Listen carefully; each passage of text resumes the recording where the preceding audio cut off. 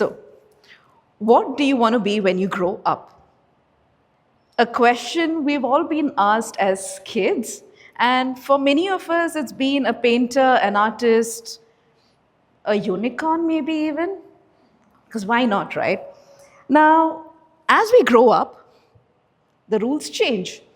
We have to pick one piece and stick to it, build our life around it. But what if? What if our life doesn't seem like one big piece, but a mixture of many small pieces? What happens then?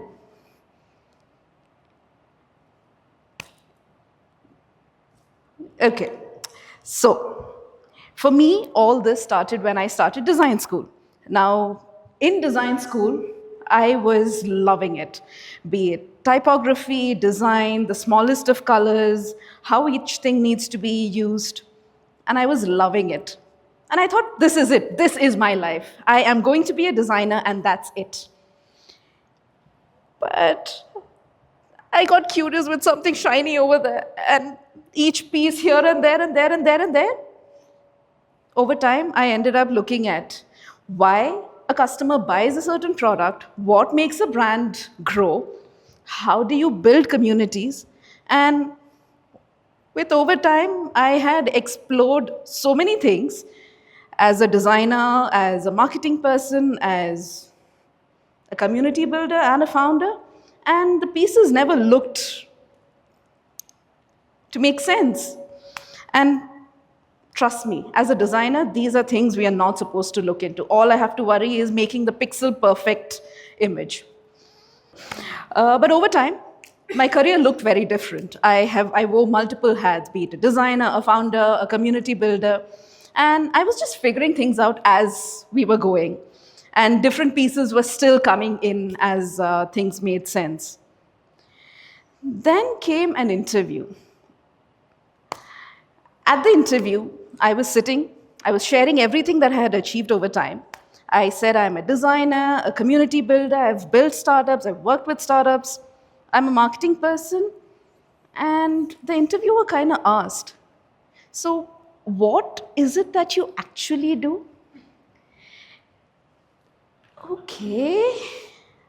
It's not that I didn't know what I had to answer. But it kind of felt like everything that I had built my life around didn't make sense. They were just random pieces. And then came the dreaded line: Jack of all trades, master of none. A one hell of a gut punch. And I felt, okay, maybe I'm not doing well. I do have too many pieces. And I started doubting everything in my picture. Over time, I accepted maybe I am failing in a lot of things and my pieces don't make sense. But with interest and because of my curiosity, I stumbled upon a TED talk by Emily Vapanek, and she introduced a term that I had never heard about: multi-potentialite. A multi-potentialite is someone who has many interests, multiple ideas, and they are problem solvers who bring ideas together and form really interesting pieces together. A multi-potentialite is also someone who I associate with, maybe. Okay, let's see, maybe. And as I went back to my story, I started realizing I was more of a multi-potentialite because I had way too many interests, way too many questions, and it all started making sense. So, being a multi-potentialite is not a bad thing. It's a good thing. Now, here's why. How many of you know Leonardo da Vinci? Good. Leonardo da Vinci wasn't just an artist. He studied anatomy, he studied the skies, and it's knowing all these different aspects which made him a really good person and made him famous. His best painting, the Mona Lisa, is one of the biggest examples.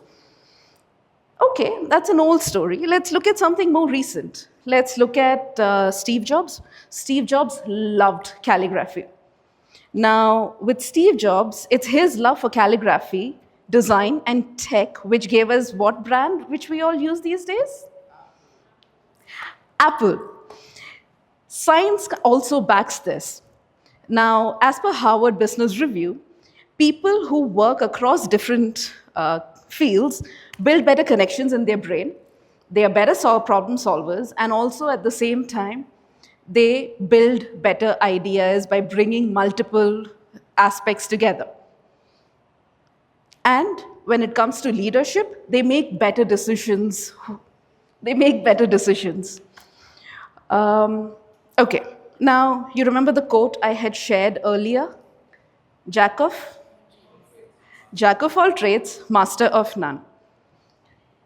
So, Jack of all trades, master of none, we usually talk about it as if it's a bad thing. It's not good to have multiple interests, you got to have just one. But how many of you actually know that's not even the full story? That's not the full quote, or that's not the full sentence. So here you go. The full quote, cited by none other than Shakespeare.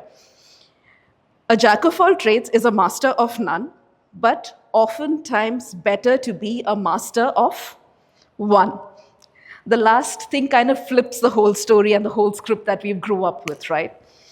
So, if you're figuring things out as and how you're growing, you're not alone. We are all there. The pieces maybe don't make sense right now, but they will. And I am there for you too. I am also one person who is still figuring out my pieces and still building as we go. So if you feel like you're alone, I'm there to cheer for you. You and me, we're beautiful people coming together with different ideas, be it your what you've learned, experiences, your questions, your doubts. You're building something really wonderful, layer by layer, one experience, one piece at a time. And you and me, we're beautiful mosaics. And as we grow, we become curious mosaics. And that's exactly what my brand stands for. It's called the Curious SEAC. Thank you.